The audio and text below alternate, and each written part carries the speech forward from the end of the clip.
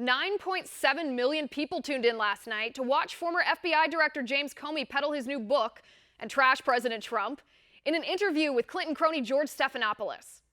Comey said he struggles with his own ego, surprise, surprise, and he issued dangerously salacious and unverified accusations towards the president.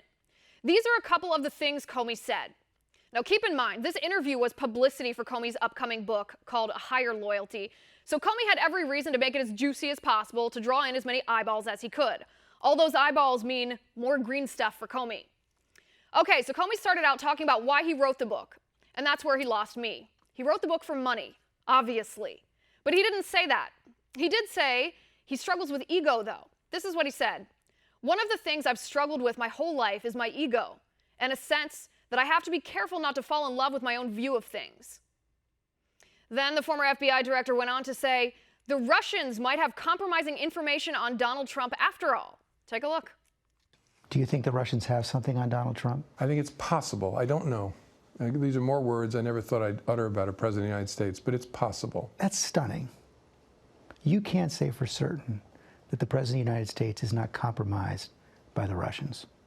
Yeah, it is stunning, and I wish I wasn't saying it, but it's the truth. It always struck me and still strikes me as unlikely, and I would have been able to say with high confidence about any other president I dealt with, but I can't. It's possible. Now, I know the guy is trying to sell books, but that comment is absolutely astounding to me. The level of irresponsibility to make a vague, baseless allegation like that about a sitting president.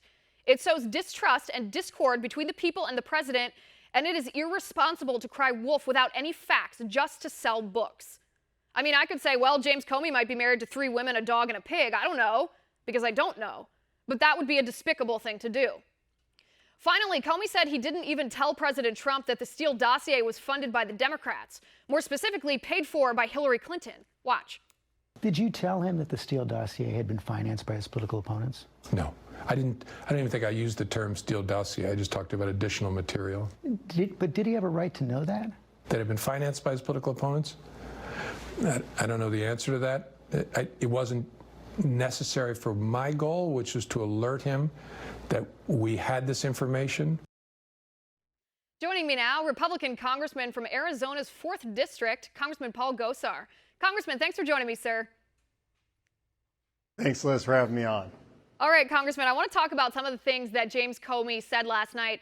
A large number of Americans, 9.7 million, tuned in last night to see exactly what the former FBI director had to say.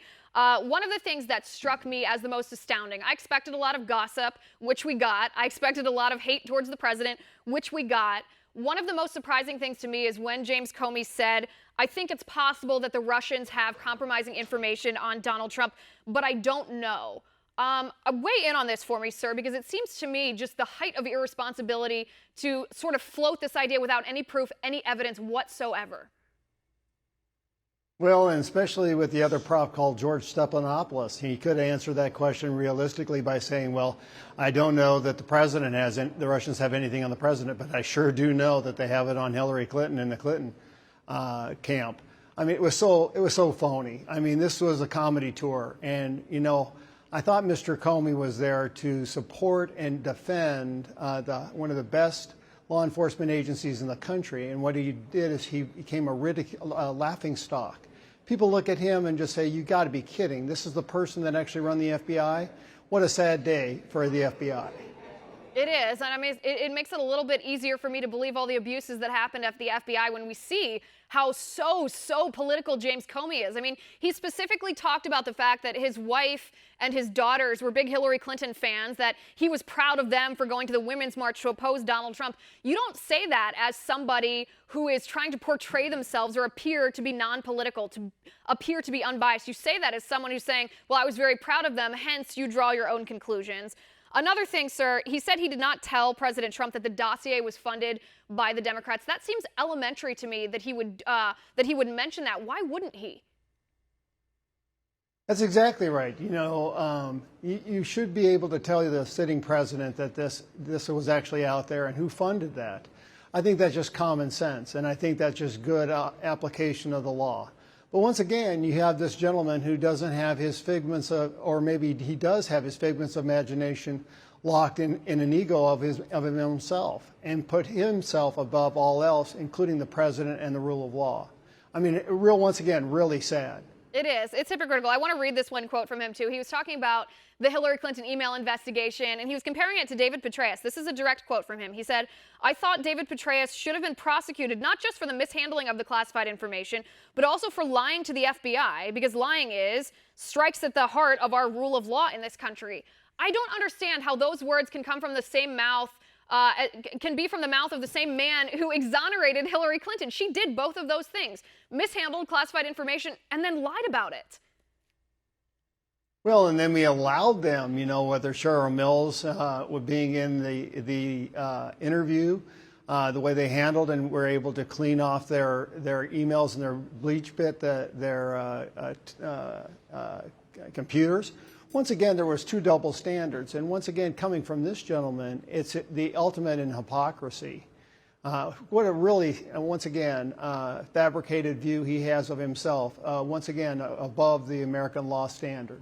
Right, a fabricated view of himself. That's a good quote right there. He also admitted in this interview that he leaked that information. We all knew that he did, but he admitted it with his own mouth in this interview that he leaked his memos to his friend, his quote-unquote friend here, who now I guess is claiming to be his attorney. I don't know what the point of making that claim at this point is, but he leaked his memos in order to prompt the appointment of this special counsel. That information was not only proprietary to the FBI, we now know that some of that information was classified. Where is the Department of Justice on this, and should James Comey be held accountable by the law for those leaks that he made?